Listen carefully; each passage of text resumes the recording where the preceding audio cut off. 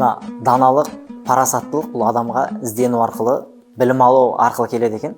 Осы тарихтағы сондай бір екі парасаттың шыңына шыққан екі тұлға бар екен. Сонда екеуі бір-бірімен сөйлесіп жатыр екен да.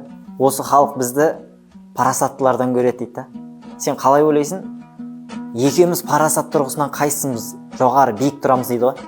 Сонда екіншісі жауап береді екен да. Екі ғалым ғой бұлар, үлкен сондай бір білімді меңгерген ғұламалар. Сонда екіншісі айтады да, мен өмірде кез келген бір проблемаға кірсем, мәселеге кірсем, одан шығатын жолды білем дейді жаңа.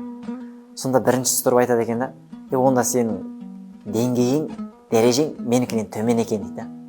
Сонда біріншісі айтқаны, мен проблемаға кірмеудің жолын білем дейді. Яғни ол өмірде, екіншісінің өзі айтып тұр ғой, өмірде қандай проблема болса, мен оның жауабын табуды білем, ода проблемадан шығудың жолын білем дейді. Білім арқылы ғой, сондай білім берілген. Ал екіншісі мен тіпті проблемаға кірмеудің жолын білем депті ғой. Сонда ол парасаттылықтың деңгейі екен да. Ал бұл парасаттылық, даналық бұл адамға іздену арқылы, оқу арқылы, білім алу арқылы келеді екен.